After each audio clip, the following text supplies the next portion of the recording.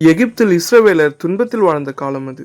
அந்த நாட்களில் லேவி கோத்திரத்தைச் சேர்ந்த ஒரு மனிதன் அதே கோத்திரத்திலிருந்தே ஒரு பெண்ணை மணந்தான். அவள் கர்ப்பம் தரித்த ஒரு ஆண் குழந்தையை பெற்றாள். அந்த குழந்தை அழகாக இருந்ததால் தாய் அவனை 3 மாதங்கள் மறைத்து வைத்தாள். ஆனால் பார்வோனின் கட்டளையின்படி ஆண் குழந்தைகள் கொல்லப்பட வேண்டியதால் மேலும் மறைக்க முடியாத நிலை ஏற்பட்டது. அப்பொழுது தாய் ஒரு நாணல் கூடை செய்து அதனை களிமண்ணாலும் பிசினாலும் பூசி நீர் புகாதபடி செய்தாள். குழந்தையை அதில் வைத்து நைல் நதி கரையில் நாணலுக்குள் வைத்தாள். அவன் சகோதரி மிரியாம் தொலைவில் நின்று என்ன நடக்கிறது என்று கவனித்தாள். அந்த நேரத்தில் பார்வோனின் மகள் நதியில் குளிக்க வந்தாள். அவள் கூடையை பார்த்து அதை எடுக்கச் சொன்னாள். திறந்தபோது குழந்தை அழுதது. அவளுக்கு இரக்கம் உண்டாயிற்று. அது எபிரேயரின் குழந்தை என்று தெரிந்தாலும் அவள் அவனை காப்பாற்ற தீர்மானித்தாள். குழந்தையின் சகோதரி மிரியாம் முன்வந்து இந்த குழந்தைக்கு பாலூட்ட எபிரேய பெண்ணை அழைக்கட்டுமா என்று கேட்டாள். பார்வோனின் மகள் சம்மதித்தாள். உடனே மிரியாம் தன் தாயையே அழைத்து வந்தாள். இவ்வாறு குழந்தையின் தாயே அவனை பாலூட்டி வளர்த்தாள்.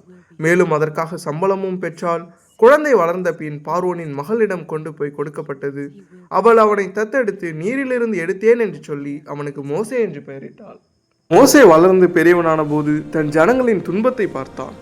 ஒரு எகிப்தியன் ஒரு எபிரேயரை அடிப்பதைக் கண்டு சுற்றிலும் யாரும் இல்லை என்று பார்த்து அந்த எகிப்தியனை கொன்று மணலில் புதைத்தான். மறுநாள் 2 எபிரேயர்கள் சண்டையிடுவதைக் கண்டு அவர்களை பிரிக்க முயன்றான். ஆனால் அவர்கள், நீ எங்களை ஆளுகிறவரா? எகிப்தியனை கொன்றது போல் எங்களையும் கொல்லப்போகிறாயா என்று கேட்டார்கள். இது பார்வோனுக்கு தெரிய வந்ததால் அவன் மோசேயை கொல்ல முயன்றான்.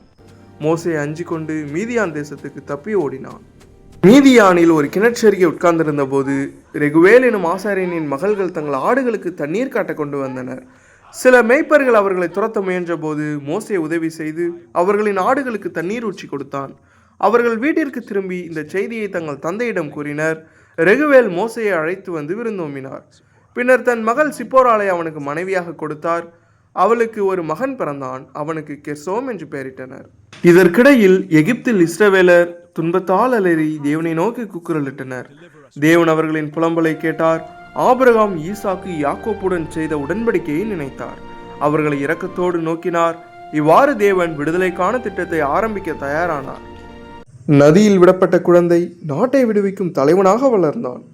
துரத்தப்பட்டவன் தான், ஆனால் தேவனால் தேர்ந்தெடுக்கப்பட்டவன். மனிதன் தள்ளினாலும் தேவனின் திட்டம் தள்ளாது. இது இருளில் தொடங்கின கதை, விடுதலையில்தான் முடியும்.